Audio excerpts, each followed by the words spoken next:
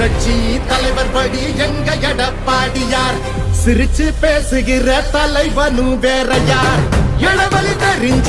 ஏற்புடிச்ச பாமரன் இறங்கி கூட வரும் எளிய மக்கள் நாயகன் கண்டாட்சி அரசியல முடிக்கணுமே முடிசூடி நல்லாட்சி வேணும்னா வரணும் எங்க எடப்பாடி ஏழைகள் சிரிக்கணும்னா ரெட்டையல ஆடணும் தமிழ்நாடு ஜெயிக்கணும்னா எடப்பாடியார் ஆடணும் ஏழைகள் சிரிக்கணும்